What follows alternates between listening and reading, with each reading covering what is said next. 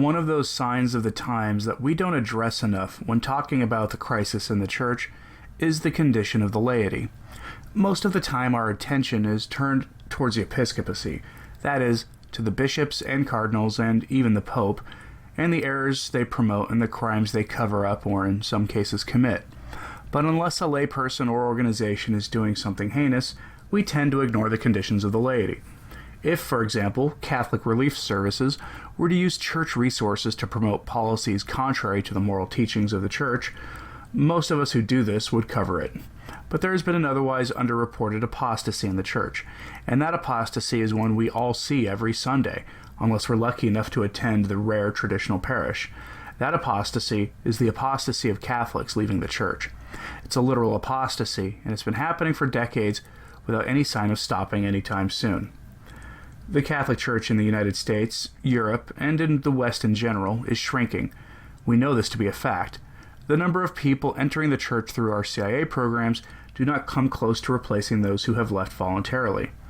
The numbers of Catholic marriages and baptisms are down dramatically. Most Catholic couples contracept, meaning that Catholic births in the West are down as well.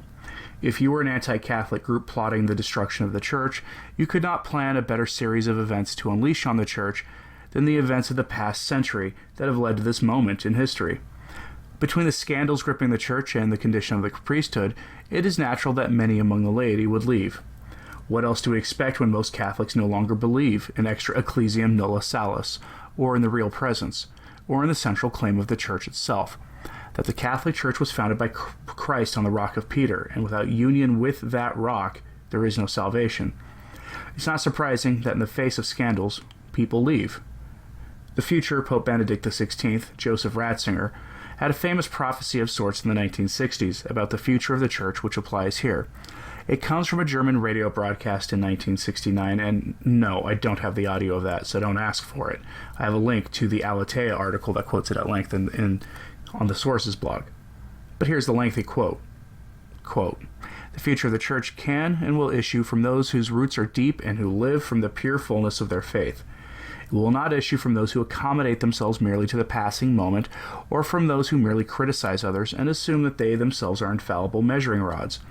Nor will it issue from those who take the easier road, who sidestep the passion of faith, declaring false and obsolete, tyrannous and legalistic, all that makes demands upon men, that hurts them and compels them to sacrifice themselves.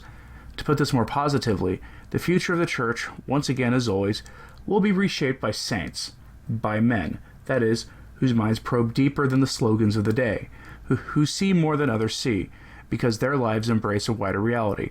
Unselfishness, which makes men free, is attained only through the patience of small daily acts of self-denial. By this daily passion, which alone reveals to a man in how many ways he is enslaved by his own ego, by this daily passion and by it alone, a man's eyes are slowly opened. He sees only to the extent that he has lived and suffered. If today we are scarcely able any longer to become aware of God, that is because we find it so easy to evade ourselves, to flee from the depths of our being by means of the narcotic of some pleasure or other. Thus our interior depths remain closed to us. If it is true that a man can see only with his heart, then how blind we are. How does all this affect the problem we are facing? It means that the big talk of those who prophesy a church without God and without faith is all empty chatter. We have no need of a church that celebrates the cult of action in political prayers. It is utterly superfluous. Therefore, it will destroy itself. What will remain is the Church of Jesus Christ, the church that believes in the God who has become man and promised us life after death. The kind of priest who is no more than a social worker can be replaced by the psychotherapist and other specialists.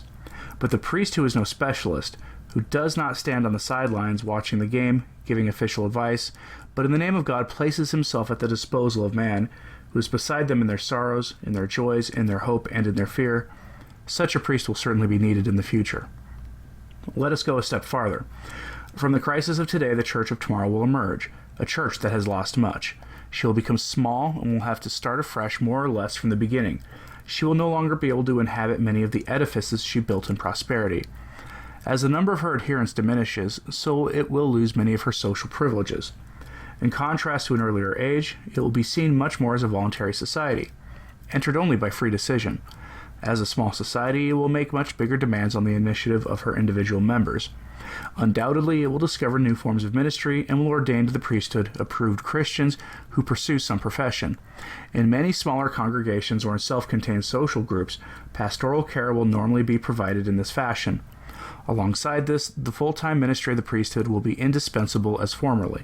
But in all the changes at which one might guess, the Church will find her essence afresh and with full conviction in that which was always at her center: faith in the triune God, in Jesus Christ, the Son of God made man, in the presence of the Spirit until the end of the world. In faith and prayer, she will again recognize the sacraments as the worship of God and not as a subject for liturgical scholarship.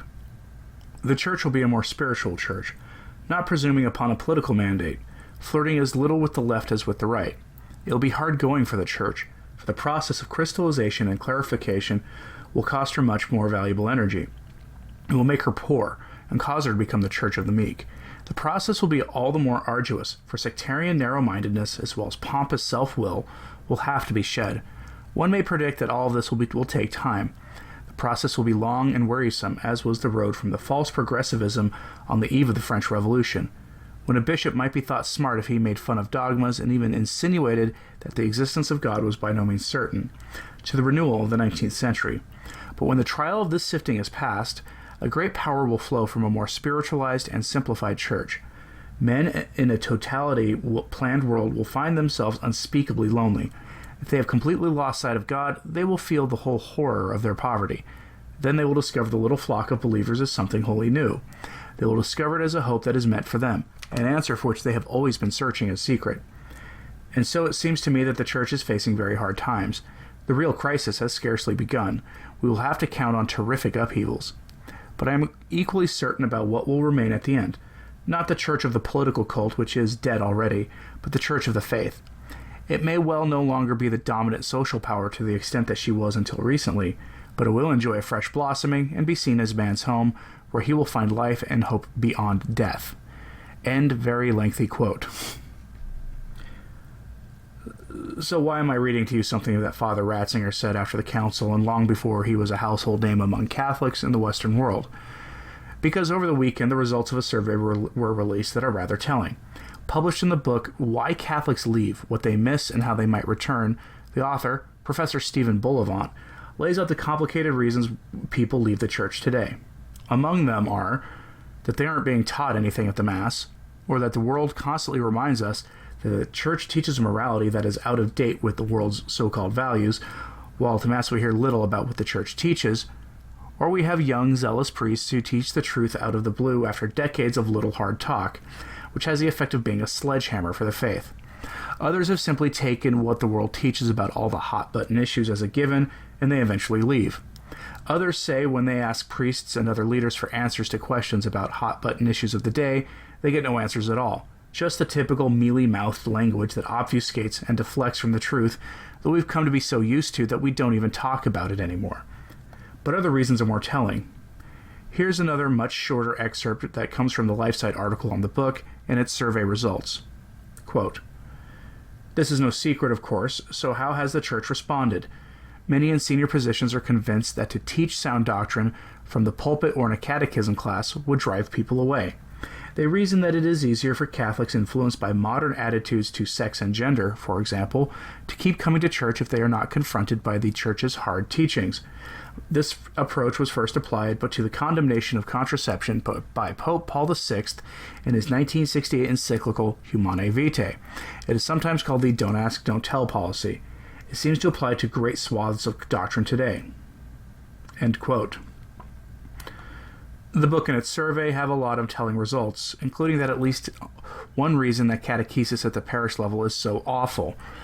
Often the people tasked with teaching the faith in RCIA programs or in ongoing adult catechesis class don't actually believe in the faith themselves. I've had this anecdotal story confirmed to me multiple times in sort of a personal way, with stories of people who had taught the faith in various parish programs, being asked to not come back by the modernist or even total non-believer who runs the program because they receive complaints from program participants or from a Susan from the parish council type who objected to all the offensive truths being taught at the class by the people telling me the story.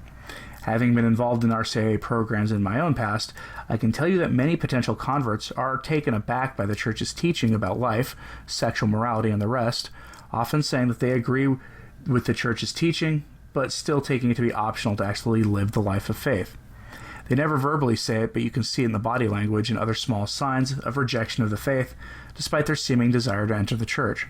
This may be one reason that some estimates are that up to 80% of those who enter the church through RCIA programs leave the church within 5 years. There are numerous other reasons recounted by the survey, but the overall pattern seems to be this. Decades of non-catechesis lay the groundwork for people questioning why they even bother to stay in the church in the first place, while the world constantly bombards them with evil ideas, leading to some drifting away or being scared away when they hear the hard truth communicated in a blunt way by a young zealous priest from the AMBO. Factor in scandals, scandalous leadership from the top of the church, and a political program that has all but replaced the gospel in many parishes in the Western world today, and you get the situation we see now. Should we be surprised? Aside from the evils of the world being as alluring to most people in the same way the apple was to Eve, when the faith isn't taught by our families and by the church, and some other false gospel of social justice has replaced it, we shouldn't be surprised in the least that people leave in the numbers that they do. What are your thoughts on this? Like I said, the survey was released in a book that LifeSite reviewed over the weekend. While the details don't surprise me, they may surprise you. Is Ratzinger's prophetic vision of the future one that is guaranteed to come to pass? Let me know what you think in the comments below, especially if you have an idea for how we can get out of this mess. As always, keep praying for the church. Pray a rosary every day and pray for the liberation and exaltation of the church. I'm Anthony Stine. Ave Maria.